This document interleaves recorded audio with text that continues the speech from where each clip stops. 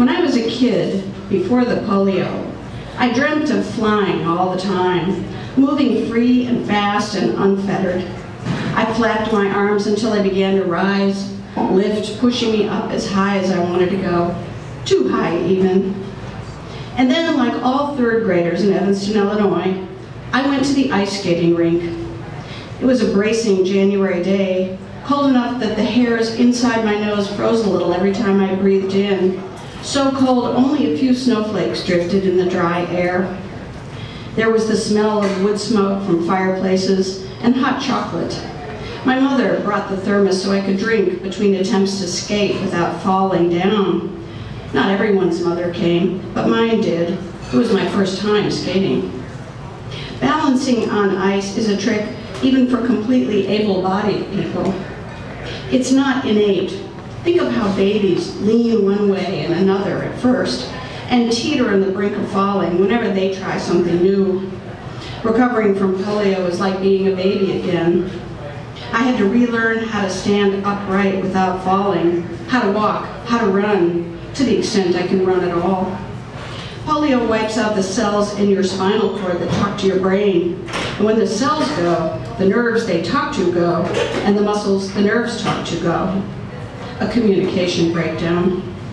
And the side most affected by polio, for me, the left leg, grows more slowly. So my right leg is longer than my left. 10 millimeters now, inches before all the surgery.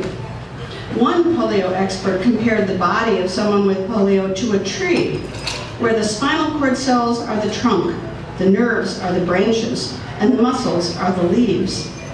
With polio, up to half the cells in the tree trunk die and don't stimulate the nerves in the branches, and the leaves of the tree, the muscles, atrophy.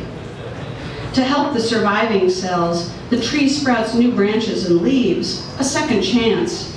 But over time, the tree trunk cells can't support all the extra branches and leaves, and slowly the tree weakens. After one operation, my orthopedic surgeon said the calf muscles inside my left leg looked like tired old rubber bands. No matter how much I exercised, my polio leg stayed skinny. My muscles had developed to the max. But my left leg never felt skinny. It's always been a heavy weight, pulling me down, anchoring me to the ground, an immovable block of petrified wood. When one leg is weaker and shorter than the other, it's hard enough to balance on the land, and nearly impossible on ice. I tried and failed for hours. My mother was always my cheering section. She held my hand while I stood up on my skates, but as soon as I let go, I fell.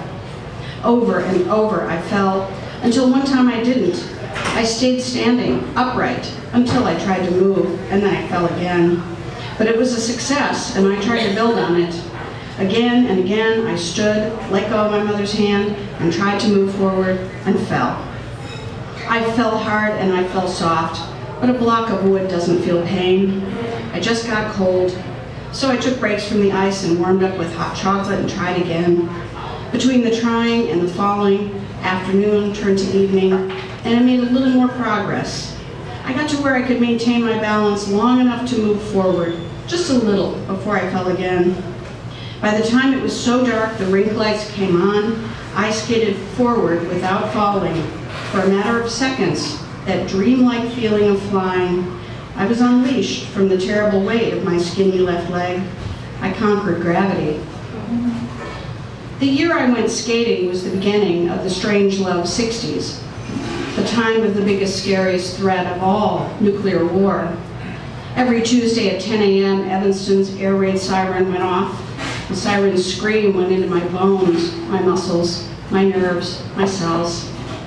In elementary school, we lined up in orderly rows for air raid drills, marching down the hall and into the school basement, where we sat on the cold cement floor, staring at a black and orange civil defense symbol on the wall, till we got the all clear, all the while feeling the siren scream inside me. My mother worried about strontium-90 and cesium-440 in the bottles of milk the Glenora Farms guy delivered every day. America's milk was contaminated by nuclear radiation from above-ground atomic bomb tests. I was only 9, but except for a splash in my grape nuts, I stopped drinking milk. People built fallout shelters in their backyards. I wondered what we would do if, like an episode of The Twilight Zone, we had a shelter and too many neighbors wanted in. I became afraid. Without warning, the world could end, and I knew that if the bomb dropped, it wouldn't be just me. No one could run away.